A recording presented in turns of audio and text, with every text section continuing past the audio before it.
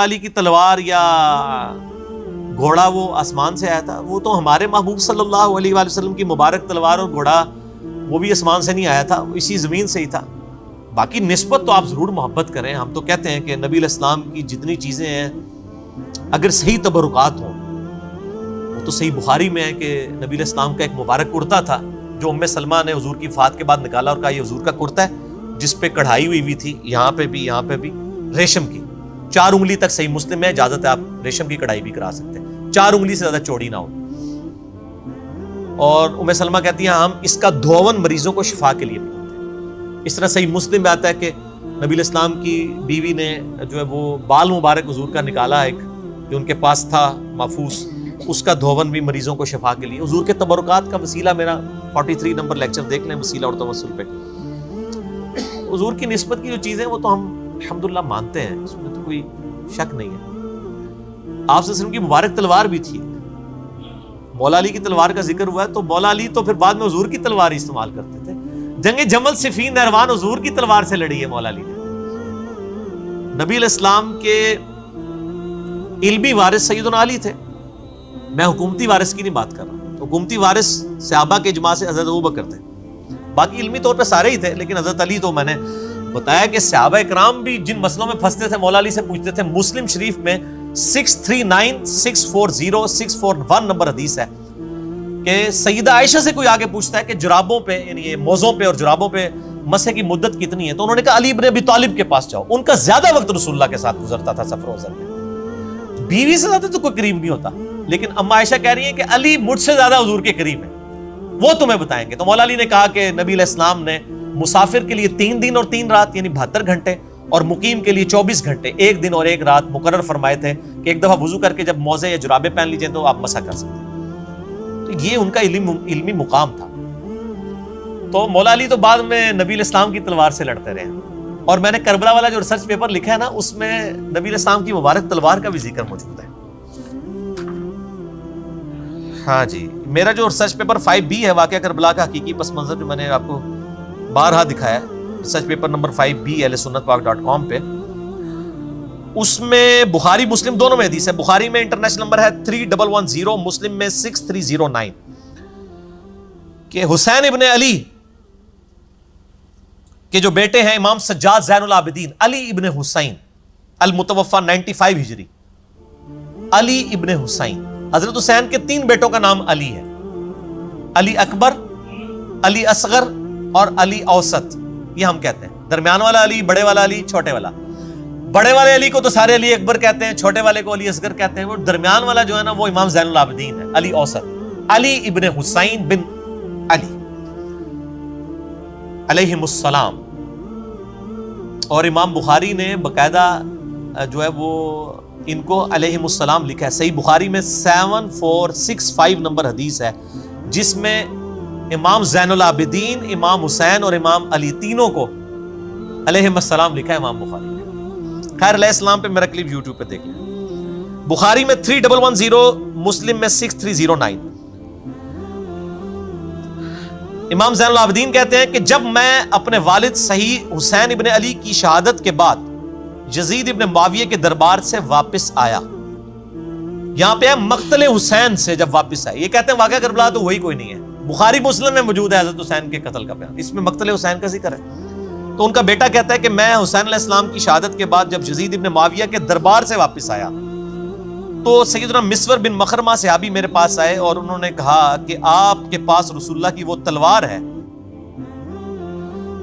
جو سیدنا علی کو ملی، پھر حضرت حسن کو ملی، پھر حضرت حسین کو ملی، حسین علیہ السلام کی شہادت کے بعد حضرت حسین ابن علی امام سجاد کے پاس تھی، وہ تلوار آپ مجھے عنایت فرما دیں، کیونکہ مجھے ڈر ہے کہ یہ قوم آپ سے چھین نہ لے۔ وہ قوم کون؟ بریلوی دیوبندی اہل حدیث، آل امیہ، وہ آپ سے چھین نہ لے،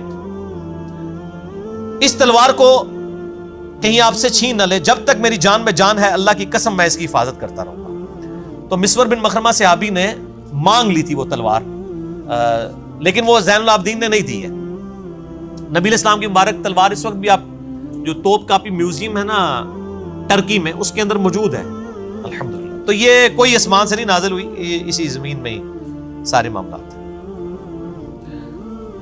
آپ کے بقول سیدنا عمر رضی اللہ تعالیٰ عنہ نے سیدنا علی کو 6 رکنی کمیٹی میں داخل کیا، جس کے ذریعے خلیفہ ثالث کو چنا گیا، جبکہ اہل تشیع اس معاملے میں سیدنا عمر کے اس اقدام کو بدنیتی قرار دیتے ہیں، نعوذ باللہ۔ ان کے مطابق مولا علی کو ڈائریکٹ ہی نامزد کر دینا چاہیے تھا۔ میرے بھائی یہ بدنیتی قطعاً نہیں تھی۔ صحیح بخاری میں موجود ہے کہ یہ میں نے ریسرچ پیپر جو واقعہ کربلا والا ہے نا، واقعہ کربلا کا حقیقی پس منظر 72 صحیح الاسناد حدیث کی روشنی میں، جس میں 200 روایتیں اکثر بخاری اور مسلم سے ہیں، اس میں بھی میں نے یہ حدیث ڈالی ہوئی ہے۔ بخاری میں ہے 3700 اور ایک اس کا طریق بخاری میں ہے 7207، جس میں حضرت عثمان کس طرح منتخب ہوئے وہ ڈیٹیل موجود ہے۔ یہ ذرا دکھا دیں جی دوبارہ ان کو واقعہ کربلا والا سچ پیپر۔ یہ عربی میں بھی ہے، اردو میں بھی ہے، ہندی میں بھی ہے اور انگلش کے اندر بھی ہے، انشاءاللہ فارسی میں بھی آ جائے گا۔ فری ڈاؤن لوڈ کر سکتے ہیں، اور اگر ڈاک کے ذریعے منگوانا ہے عثمان بھائی کو کال کریں 032159000162، فری آ جائے گا آپ کے گھر۔ اس میں موجود ہے بخاری میں 3700 اور 7207 کہ 6 رکنی کمیٹی جو سیدنا عمر نے وفات کے دنوں میں بنائی۔ ایک طریق میں آتا ہے کہ انہوں نے نام لیا علی، عثمان، طلحہ، زبیر، عبد الرحمن بن عوف اور سعد ابن ابی وقاص، 6۔ ایک میں حضرت علی کا نام پہلے ہے، ایک میں حضرت عثمان کا نام پہلے ہے۔ 6 رکنی کمیٹی بنائی۔ اس سے پہلے جو آپ اس پوری ڈیٹیل حدیث کو پڑھیں تو عبداللہ بن عمر کہتے ہیں کہ لوگوں نے حضرت عثمان سے کہا اپنا خلیفہ نامزد کریں، حضرت عمر سے۔ تو حضرت عمر نے کہا اگر میں خلیفہ نامزد کرتا ہوں تو میں اس شخص کی سنت پہ عمل کرتا ہوں جو مجھ سے بہتر ہے، یعنی سیدنا ابو بکر، اور میں اگر خلیفہ نامزد نہیں کرتا تو میں اس شخص کی سنت پہ عمل کرتا ہوں جو ہم سب سے بہتر ہے، یعنی نبی صلی اللہ علیہ وآلہ وسلم۔ تو عبداللہ بن عمر کہتے ہیں جب یہ بات حضرت عمر نے کی نا تو میں سمجھ گیا کہ اب وہ اپنا خلیفہ کسی کو نامزد نہیں کریں گے، کیونکہ حضرت عمر کوشش کرتے تھے کہ وہ نبی کے طریقے کے اوپر چلیں۔ ویسے حضرت ابوبکر نے بھی کوئی دھوس نہیں کی تھی، صحابہ سے مشورہ لیا تھا، لیکن وہ ذرا ڈیفرنٹ تھا، یعنی نامزد کیا اور ظاہر ہے کہ حضرت عمر کے لیول کا کوئی بندہ نہیں تھا، سب نے ایکسیپٹ کر لیا۔ لیکن حضرت عمر اس سے بھی ایک سٹیپ آگے گئے، انہوں نے نامزد بھی نہیں کیا کسی کو، اور کہا کہ 6 رکنی کمیٹی بنا رہا ہوں، اور اس میں الفاظ ہے کہ یہ وہ 6 بندے ہیں جن سے نبی علیہ السلام وفات تک راضی رہے۔ ٹھیک ہے، تو اس لیے ووٹنگ کی ضرورت نہیں تھی، جب نبی انڈورس کرتے پھر ووٹنگ کی ضرورت نہیں رہتی، اور وہ اشرا مبشرہ والے تھے 6 کا، علی، عثمان، طلحہ، زبیر، عبد الرحمن بن عوف اور سعد ابن ابی وقاص۔ اور بخاری کے الفاظ ہیں کہ سعد ابن ابی وقاص کو جو میں نے پرشین امپائر کی گورنری سے معزول کیا تھا نا، اس معزولی کو اس کے خلاف دلیل نہ لینا کہ جی اس تے عثمان حضرت عمر نے لا دیتا سی، اینو نہیں سی خلیفہ چننا۔ ٹھیک ہے، وہ تو حضرت عمر 4 سال زیادہ کسی کو رہنے نہیں دیتے تھے گورنر، تاکہ وہ پارٹی نہ بنا لے اپنی۔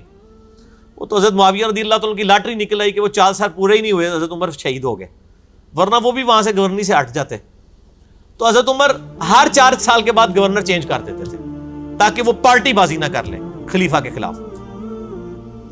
تو اس میں بھی ویسے میرا کلپ ہے، لوگوں نے حضرت عمر پہ تان کیا تھا نا کہ معاویہ کو انہوں نے بنایا رضی اللہ تعالیٰ عنہ، تو میں نے کہا کہ وہ کچھ اور ہی معاملہ تھا، آپ جا کے لکھیں کہ حضرت معاویہ کو حضرت عمر نے گورنر بنایا تھا رضی اللہ تعالیٰ عنہ، رضی اللہ عنہ مجمعین۔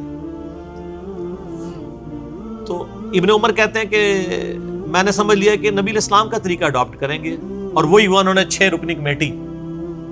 اس کے بعد اپنے بیٹے عبداللہ بن عمر کو کہا کہ اما عائشہ کے پاس جاؤ، ان سے کہنا کہ عمر بن خطاب عرض کرتا ہے، امیر المومنین نہ کہنا، I am no more امیر المومنین،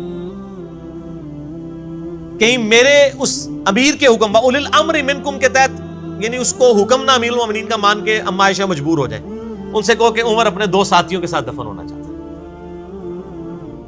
اما عائشہ نے کہا رضی اللہ تعالیٰ عنہ، میں نے یہ جگہ اپنے لیے رکھی تھی لیکن آج عمر کو میں اپنے پہ ترجیح دوں۔ تو پھر وہ ساتھ دفن کیے گئے۔ ایک کنڈی کھلنے والا واقعہ جھوٹا جے، یہ حضرت ابوبکر نے کہا میری یہ رکھ دینا، میں وہ کنڈی کھل جائے گی، تو جھوٹ ہے۔ ورنہ تو سیدہ عائشہ کو بھی حضرت عمر کہتے کہ میں آ رہا ہوں، اگر کنڈی کھل گئی تو مجھے دفنا دینا۔ بخاری میں موجود ہے، کوئی کنڈی نہیں کھلی، میرا اس کے اوپر بھی کلپ ہے کہ قبر رسول سے آواز حضرت ابوبکر کے لیے، جھوٹ ہے بالکل۔ بخاری میں بالکل اس کے اپوزٹ چیزیں موجود ہیں۔ یہ ساری تاریخی روایتیں جمع کر کے تو امت کا بیڑا غرق کیا ان لوگوں نے، ظالموں نے۔ تو سیدنا عمر فاروق رضی اللہ تعالیٰ عنہ نے 6 رکنی کمیٹی بنائی، وہ کوئی بدنیت نہیں تھے. بیسیکلی حضرت عمر چاہتے تھے کہ مسلمان کنسنسس کے ساتھ اس 6 رکنی کمیٹی میں سے کسی کو چن لیں. باقی میں آپ کو بتاؤں، حضرت عمر نے ایک خواب بھی دیکھا تھا، وہ بھی میں نے اس ریسرچ پیپر میں ڈالا ہوا ہے. وہ حدیث ہے صحیح مسلم میں 1258. حضرت عمر کہتے ہیں میں نے خواب دیکھا ہے کہ آج ایک مرغے نے خواب میں مجھے ٹھونگے ماری ہیں اور میں نے اس کی تعبیر یہی کی ہے کہ مجھے قتل کر دیا جائے گا، اور اگر میں قتل ہو جاؤں تو ان 6 بندوں کے علاوہ کسی کو خلافت کے معاملے میں شامل نہ کرنا جن سے نبی علیہ السلام وفات تک راضی رہے. یعنی ان کی نسبت نبی کی نسبت ہی تھی. اس کا مطلب ہے کچھ ایسے بھی تھے جن سے حضور وفات کے وقت ناراض تھے. اور پھر اس میں حضرت عمر کے بڑے سخت الفاظ ہیں. اس میں انہوں نے کہا کہ اور مجھے خوب معلوم ہے کہ بعض لوگ اس امر خلافت میں تان کریں گے، اور یہ وہی لوگ ہیں جن کو میں نے اسلام کی خاطر ان کے اسلام قبول کرنے سے پہلے اپنے ہاتھوں سے ان میں مارا تھا. ان کا یہ جو نیو مسلم ہے نا، اور ظاہر وہ آل امیہ ہی تھی زیادہ تر، تو یہ نیو مسلم دیکھنا کہ یہ تان کریں گے جب ان 6 بندوں میں سے کسی کو خلیفہ چنو گے. وہ دیکھ لیں حضرت علی کے خلاف پھر کھڑے ہوئے نا وہ. حضرت عمر نے کہا کہ، اور اس کے آگے پھر بڑے سخت الفاظ ہیں، میں یعنی وہ حضرت عمر کے ریفرنس سے بیان کرتا ہوں. حضرت عمر کہتے ہیں میں نے ان کو اپنے ہاتھوں سے مارا کیا ہوا ہے اور فتح مکہ پہ معافی مانگ کے مسلمان ہوئے ہیں. پس اگر یہ لوگ ایسا کریں یعنی خلافت میں تان کریں تو جان لینا کہ وہ اللہ کے دشمن، کافر اور گمراہ ہیں. اتنا ڈاڈا فتویٰ. باقی آپ میرا ڈیٹیل دیکھ لیں خلافت راشدہ کے 30 سال. مسئلہ 162A اور B. 162A نہج البلاغہ شیعہ کی کتاب سے، اور 162B جو ہے وہ اہل سنت کی کتابوں سے میں نے 30 سال خلافت راشدہ الحمدللہ ثابت کیے. تو حضرت عمر کوئی بد نیت نہیں تھی. اور میں آپ کو بتاتا ہوں رومن اور پرشین امپائر جب گری تو ظاہر حضرت عمر وہاں کے دوروں کے لیے گئے، انٹرنیشنل دوروں کے اوپر. حضرت علی کو اپنی جگہ خلیفہ بنا کے گئے. اس دوران اگر خدا نہ خواستہ سیدنا عمر شہید ہو جاتے، حضرت علی آٹومیٹکلی خلیفہ بن جاتے ہیں. کیونکہ بخاری مسلم میں کہ جب غزوہ تبوک پہ نبی علیہ السلام گئے تھے اپنا خلیفہ حضرت علی کو چھوڑ کے گئے تھے. حضرت علی رو پڑے. یہ پہلا اور آخری موقع تھا کہ حضرت علی کسی جنگ میں ساتھ چھوڑتے نہیں تھے حضور کا. یہاں پہ حضور صلی اللہ علیہ وسلم نے پھر ان کی دلجوئی کی. فرمایا علی تو اس سے راضی نہیں ہے کہ تیرے میرے ساتھ وہی نسبت ہے جو ہارون کی موسیٰ کے ساتھ، مگر میرے بعد کوئی نبی نہیں. بہت بڑی دلیل ہے سیدنا علی کی شان کے اوپر. یعنی نبی صلی اللہ علیہ وسلم کی سب سے زیادہ قریبی آپ کے لیے سپورٹیو شخصیت حضرت علی کی تھی، کیونکہ حضرت موسیٰ کے لیے سب سے زیادہ سپورٹیو کون سی تھی؟ ہارون علیہ السلام. یہ تسلی تھی. تو اسی سنت پہ عمل کرتے ہوئے حضرت عمر بھی جب فارن ٹورز پہ جاتے تھے حضرت علی کو اپنا خلیفہ بنا کے مدینے میں جاتے تھے. چیف جسٹس تو پہلے ہی بنایا ہوا تھا، اور آپ کو پتا چیف جسٹس کا عہدہ تو مسکراہٹ ہی کافی ہے. آج بھی چیف جسٹس آپ سنبھالے جا رہے، اس زمانے میں چیف جسٹس کا عہدہ کس لیول کا ہوگا؟ وہ حضرت علی تھے. رومن امپائر گری، ابو دردہ کو چیف جسٹس لگایا وہاں پہ، اصحاب صفہ غریب صحابی. پرشین امپائر گری، عبداللہ ابن مسعود غریب صحابی، اس کو چیف جسٹس لگایا. سب سے بڑی پوسٹ چیف جسٹس کی ہوتی تھی خلفائے راشدین کے زمانے میں، اور وہ سارے وہ اصحاب تھے جو تقوی، پرہیزگاری اور علم میں ٹاپ آف لسٹ ہوتے تھے. ابو دردہ غریب آدمی، اصحاب صفہ. ابن مسعود غریب آدمی، اصحاب صفہ. اور حضرت علی تو ویسے ہی درویش آدمی. ٹھیک ہے، تو یہ 3 چیف جسٹس تھے حضرت عمر کے زمانے میں. سیدنا علی مدینے میں، حجاز میں، رومن امپائر کے اوپر ابو دردہ، پرشین امپائر کے اوپر سیدنا ابن مسعود رضی اللہ عنہم اجمعین وعلیہم السلام اجمعین. اللہ تعالیٰ قیامت الدین ہمیں ان کا ساتھ نصیب فرمائے، آمین. تو حضرت عمر کوئی بد نیت نہیں تھے، ورنہ یہ کام نہ کرتے. حضرت عمر کے اس عمل کو بدنیتی نہ سمجھے، بلکہ ان کی احتیاط اور نبی علیہ السلام کے ساتھ عقیدت تھی. اور یہ بھی میں آپ کو بتاؤں تاریخی روایتوں میں آتا ہے کہ حضرت عمر کی خواہش تھی کہ حضرت علی کو بنا دیں. میں نے خود وہ روایتیں پڑھی ہیں کہ حضرت عمر کہتے تھے میرا دل کرتا ہے میں اس گنجے کو نا اپنے بعد خلیفہ بنا دوں، یہ تم لوگوں کو بالکل سیدھا کر کے چلائے گا. حضرت علی اور حضرت عمر گنجے ہو چکے تھے، خود پہن کے نا بال جھڑ چکے تھے. تو حضرت عمر کو بھی پتا. اور یہ یعنی مسلمانوں کے اوپر جب غیر مسلم بھی تاریخ لکھتے ہیں نا مسلمانوں کی، وہ کہتے ہیں کہ حضرت عمر کے بعد اگر حضرت علی کو خلیفہ چن لیا جاتا تو اسلام کو ایک عمر اور مل جاتا. بہرحال ایک معاملہ الگ ہے. ہم تو چاروں کو خلفائے راشدین مانتے ہیں، حسن ابن علی کو 5ویں خلیفہ راشد مانتے ہیں الحمدللہ. ٹھیک ہو گیا جی. تو ہم نہ رافضی ہیں نہ ہم ناسبی ہیں، بلکہ نہ میں وابی، میں ہوں مسلم علمی کتاب.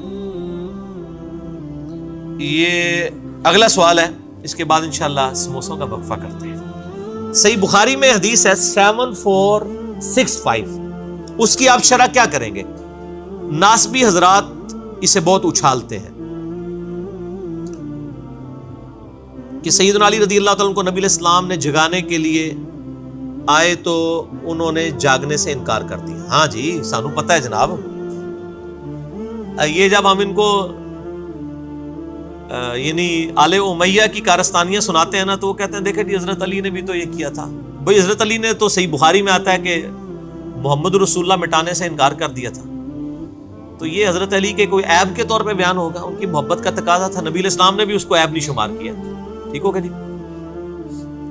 وہ تو انہوں نے اپنی محبت کا اظہار کیا کہ مٹانے سے انکار کر دیا. محمد رسول اللہ کی بجائے محمد ابن عبداللہ لکھوانا چاہتا تھا، سہیل ابن عمر. سورہ حدیبیہ کے موقع میں بخاری میں آتا ہے. اب یہ جو ناسبی اچھالتے ہیں نا، صحیح بخاری کی حدیث 7465، اس میں یہ تھا، اس کے اوپر ذرا باب تو دیکھ لیں امام بخاری نے کیا باب باندھا ہے. امام بخاری تو حضرت علی کے اس جواب سے رزلٹ نکال رہے ہیں مسئلہ تقدیر کا، قدریہ کے خلاف جو تقدیر کے منکر ہیں، کہ حضرت علی کا یہ جملہ اس چیز کو جسٹیفائی کرتا ہے کہ تقدیر غالب ہے. انہوں نے حضرت علی کے نیگیٹو پوائنٹ کے طور پہ تو اسے پیش نہیں کیا، اس سے تو دین کا مسئلہ نکالا ہے. 7465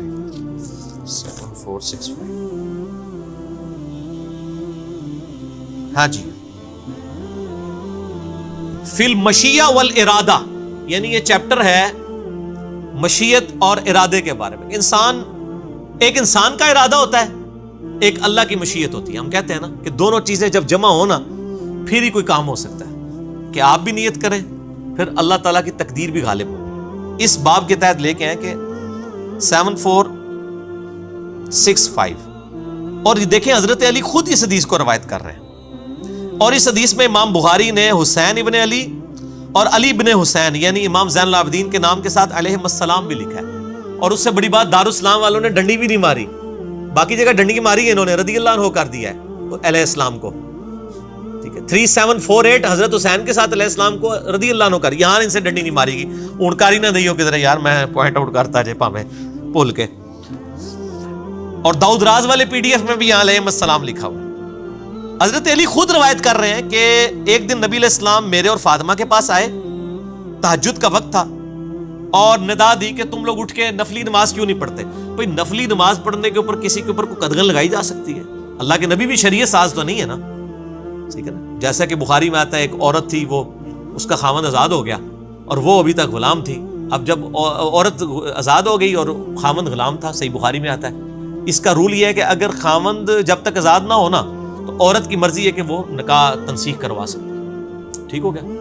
اب کیا ہوا، وہ خاوند سے اس نے کہا میں نے تو علیحدگی لینی ہے. وہ خاوند پورا دن روتا رہتا تھا، داڑھی آنسوؤں سے تر ہو جاتی تھی، بخاری کے الفاظ ہیں.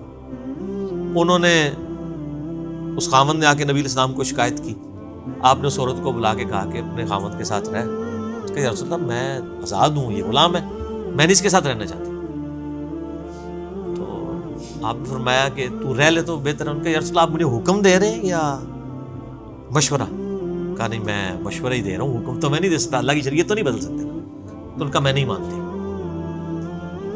آج یہ باتیں کرے تو کہتے ہیں گستاخ ہو گئے. کسی نے گستاخ نہیں کہا. تو نبی شریعت ساز نہیں ہوتا، نبی شریعت پہنچانے والا ہوتا ہے. یا کسی معاملے میں کوئی حکم فرمائے اللہ انڈورس کر دیتا. جیسے فرمایا کہ مجھے امت کا خیال نہ ہوتا میں مسواک کا حکم دے دیتا. اگر آپ حکم دے دیتے اللہ انڈورس کر دیتا، شریعت بن جانی تھی. یہاں پہ بھی دیکھیں حضرت علی خود روایت کر رہے ہیں، چھپا نہیں رہے. کہتے ہیں میرے پاس آئے اور کہا تم اٹھ کے تہجد کی نماز کیوں نہیں پڑھتے؟ تو حضرت علی نے پھر جواب میں کہا کہ یا رسول اللہ وسلم انما انفسنا بید اللہ، بے شک ہماری جانیں جو ہیں وہ تو اللہ کے قبضے میں ہے، اگر اللہ تعالیٰ چاہے گا تو ہمیں اٹھا دے گا. تو نبی علیہ السلام فانصرف رسول اللہ صلی اللہ علیہ وآلہ وسلم، آپ صلی اللہ علیہ وسلم وہاں سے چلے گئے. اور حضرت علی کہتے ہیں ہم سے حضور نے کچھ نہیں اس کے جواب میں کہا. ٹھیک ہے، جاتے ہوئے آپ نے خود کلامی کرتے ہوئے اپنے آپ سے بات کی. اور آپ صلی اللہ علیہ وسلم نے کہا وقال الانسان اکثر شیء جدلا، اور اپنے یعنی ران کے اوپر یوں ہاتھ مارا یوں پٹ پہ اور کہا انسان بڑا جھگڑالو ہے. یعنی انسان جو ہے وہ ایسی بات کرتا ہے، یعنی انسان کی نیچر کے اندر ہے کہ وہ اپنے لیے کوئی ایک اسکیپ روٹ تلاش کرتا ہے. تو اس میں تو کوئی ایسا مسئلہ نہیں ہے، اس میں حضرت علی کی کوئی تنقیص نہیں ہے. کوئی فجر کی نماز کے لیے تو اٹھانے نہیں آئے تھے، تہجد کے لیے آئے تھے. تو انہوں نے اپنا شرعی حق استعمال کیا، نبی علیہ السلام نے اس پہ کامنٹس کر دیے کہ انسان جو ہے نا وہ اپنا شرعی حق کس طریقے سے استعمال کرتا ہے، جھگڑا کر لیتا ہے. اگر یہ کوئی خلاف شرع بات ہوتی تو نبی پہ واجب ہوتا ہے وہ اسی ٹائم ٹوک دیا کرتے تھے. حضرت علی کے الفاظ ہیں مجھے نبی نے کچھ نہیں کہا. انہوں نے آپس میں بات کی کہ یہ یعنی حضرت علی نے جو جواب دیا انہوں نے اپنے لیے ایک ایکسکیوز بیان کر دیا، جو لیم ایکسکیوز نہیں تھا، بالکل صحیح ایکسکیوز تھا. اور اس سے امام بخاری نے قدریہ والا جواب تلاش کیا. اس میں حضرت علی کی کوئی تنقیص نہیں آئی ہے کہ حضرت علی رضی اللہ عنہ نے نبی علیہ السلام کی نافرمانی کی، نعوذ باللہ. یہ تو کوئی ایسا مسئلہ نہیں، تو نفلی عبادت تھی، اس کے اوپر تو نبی علیہ السلام خود قدغن نہیں لگا سکتے تھے. ٹھیک ہے، اور جہاں قدغن لگانی ہوتی تھی وہاں پر سخت الفاظ میں ہوتی تھی. جیسا کہ بخاری مسلم میں آتا ہے کہ نبی علیہ السلام کو پتہ چلا کہ ابو جہل کی بیٹی کے ساتھ حضرت علی نکاح کرنے لگے ہیں، تو آپ نے فرمایا کہ اللہ کے نبی کی بیٹی اور دشمن کی بیٹی ایک جگہ جمع نہیں ہو سکتی. حالانکہ حضرت علی کہہ سکتے تھے یا رسول اللہ صلی اللہ علیہ وسلم اللہ نے 4 شادیوں کی اجازت دی ہوئی ہے، لیکن ان کو پتا تھا نہیں میرا عام سٹیٹس نہیں ہے، میں داماد رسول ہوں اور آل رسول مجھ سے چلنی ہے. اور پھر آپ نے فرمایا کہ علی جس نے فاطمہ کو تکلیف دی، فاطمہ میرے جگر کا ٹکڑا ہے، جس نے اسے تکلیف دی اس نے مجھے تکلیف دی. ٹھیک ہے نا جی.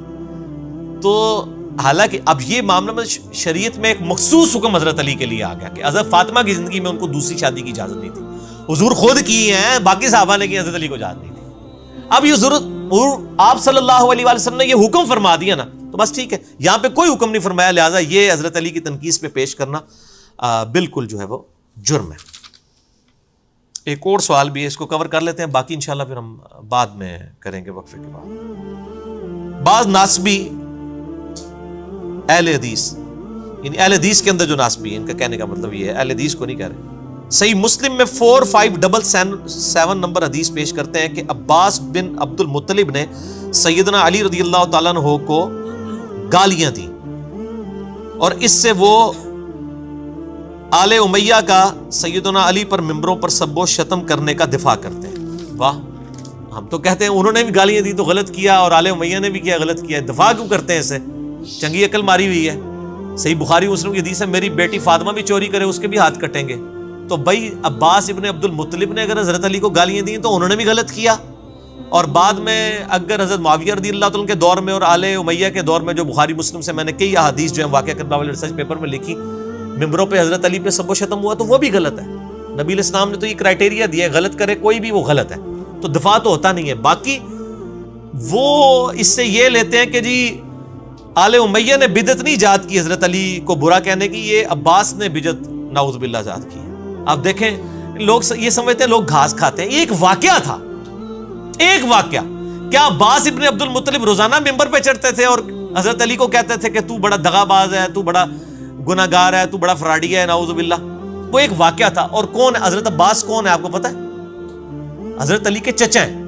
اور صحیح مسلم میں آپ نے حدیث پیش کی، میں مسلم سے ہی آپ کو جواب دیتا ہوں. مسلم میں حدیث ہے 2277، مشکات میں بھی زکات والے چیپٹر میں مل جائے گی. حضرت عباس کی زکات کا جب معاملہ آیا تو نبی علیہ السلام نے حضرت عمر کو کہا کہ عباس کی زکات میں دوں گا. عمر تجھے نہیں پتا چچا باپ کی مثل ہوتا ہے، چچا باپ کی مثل ہوتا ہے. تو حضرت عباس حضرت علی کے کیا لگے؟ باپ. او باپ، میرا باپ بھی مجھے ابھی تک اتنی بڑی عمر میں گالیاں نکال لیتا ہے، اور آپ لوگ ماشاءاللہ گواہ بھی ہیں اس کے اوپر. ٹھیک ہے نا، وہ غصے میں مطلب باپ اور بیٹے کا تو رشتہ ہی کچھ اور ہوتا ہے. ٹھیک ہو گیا جی. تو اس طرح کی بات نہیں کرنی چاہیے. یعنی حضرت عباس نے اگر حضرت علی کو کہہ دیا تو ایک واقعہ تھا نا، ہو گیا، ختم ہو گیا. یہ تو نہیں تھا کہ ہر جمعے میں ہر عید کے خطبے میں علی پر لعنت، علی سے محبت کرنے والوں پہ لعنت، نعوذ باللہ من ذالک. صحیح مسلم میں آپ حدیثیں کھول کے دیکھ لیں، یہ ممبروں پہ کہلوایا جاتا تھا. صحیح مسلم میں 6229 نمبر حدیث ہے. میں نے وہ ایک لیکچر ریکارڈ کرایا ہے، ریپلائی ٹو الیاس قادری آن حضرت معاویہ رضی اللہ تعالیٰ عنہ. اس میں آپ دیکھ لیں، میرا واقعہ کربلا والا ریسرچ پیپر پڑھ لیں، اس سے دفاع نہیں ہوگا. اور پھر اس میں ایک سٹیپ آگے جائیں، صحیح بخاری میں 1393 نمبر حدیث ہے. اما عائشہ کہتی ہیں رضی اللہ تعالیٰ عنہ، نبی علیہ السلام نے فرمایا مردوں کو گالی مت دو، وہ اپنے انجام کو پہنچ چکے ہیں. اگر اچھے اعمال کیے تھے تو اچھے انجام کو، برے اعمال کیے تو برے انجام کو. جو مر جائے نا اس کو آپ گالی نہیں دے سکتے. البتہ کسی مرے ہوئے بندے کی غلطی ہائی لائٹ ہو سکتی ہے اس حوالے سے جس سے امت کو نقصان ہو رہا ہو، اس پہ لعنت نہ کریں، اس پہ گالی گلوچ نہ کریں۔ میں تو، آپ نے کبھی مجھے دیکھا ہے کہ میں نے امام رضا بریلوی، اشرف تھانوی، رشید احمد گنگوہی، امام ابن تیمیہ، اتنے بڑے بڑے لوگوں کی میں نے ہمیشہ غلطیاں ہائی لائٹ کی ہیں اور ہمیشہ کہا ہے کہ امام رضا بریلوی صاحب لکھتے ہیں، فرماتے ہیں۔ میں نے کبھی ان کی ذات کو ٹارگٹ کر کے کبھی ان پہ لعنت نہیں کی، ان کی علمی غلطی ہائی لائٹ کرتا ہوں۔ وہ تو قرآن میں حضرت یوسف علیہ السلام کے بھائیوں کی بھی غلطی ہائی لائٹ ہوئی ہے، سب سے بڑھ کے حضرت آدم کی ہوئی ہے، اور قرآن میں سورۃ الاعراف میں ہے کہ اے اولاد آدم، ہم حضرت آدم کی غلطی تمہیں اس لیے بیان کر رہے ہیں تاکہ تمہارے ماں باپ کو جس طرح ورگلایا تھا شیطان نے، تمہیں نہ ورگلا دے۔ تو اس طریقے سے اسلامی نظام حکومت میں خلافت کے قیام کے دوران ٹوٹی کمند کہاں سے خلافت راشدہ ختم ہوئی، کس طرح ملوکیت میں بدلی، یہ ٹاپک مولانا مودودی نے بھی خلافت و ملوکیت میں لکھا۔ یہی ریسرچ پیپر میں ہم نے 200 حدیث بخاری مسلم سے اکثر حدیث ہیں اسے جسٹیفائی کیا۔ یہ دو الگ معاملات کو آپ مطلب کمپیئر نہ کیا، اس طرح کی جو کرتے ہیں۔ میں نے اکثر 55B میں بھی اس کا جواب دیا تھا کہ عباس ابن عبد المطلب کا ایک واقعہ ہوا، ختم ہو گیا۔ تو یہ کہنا کہ بنو عباس نے یہ بدعت ایجاد کی، بدعت ممبروں پر وفات کے بعد کرنے والا معاملہ ہے، یہ تو ایک واقعہ ہے۔ یہ تو واقعہ، ان دو چیزوں کو زمین و آسمان کا مطلب آپ ملا رہے ہیں۔ آپ سمجھتے ہیں لوگ گھاس کھاتے ہیں اور لوگ آپ کی بات کو مان لیں گے؟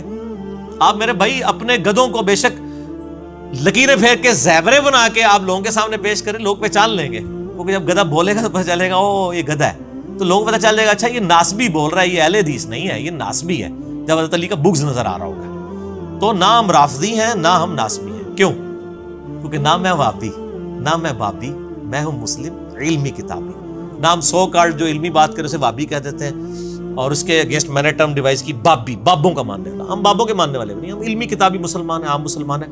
ان کو بھی ہم مسلمان ہی سمجھتے ہیں اور علمی طریقے سے ان کی غلطیاں ان پر ہائی لائٹ کرتے ہیں۔ میرے خیال ہے کافی سوالات ہو گئے ہیں، اب اس سے زیادہ میں نے کیا تو میں تھک جاؤں گا۔ اور عثمان بھائی سموسے بھی لے آئے ہیں، سموسے کھائیں، چائے پئیں اور کرو کری چلو، ٹھیک ہے جی۔ اللہ تعالیٰ سے دعا ہے جو حق بات میں نے کہی اللہ تعالیٰ ہمارے دلوں میں راسخ فرمائے۔ اگر جذبات میں میرے منہ سے کوئی غلط بات نکل گئی تو اللہ تعالیٰ ہمارے دلوں سے ہی معاف کر دے، ہمیں کتاب و سنت کی تعلیمات پر عمل کر کے دوسرے بھائیوں تک پہنچانے کی توفیق عطا فرمائے۔ سبحانک اللہم و بحمدک، اشہد ان لا الہ الا انت، استغفرک و اتوب الیک، وما علینا الا البلاغ المبین۔ جزاکم اللہ خیرا۔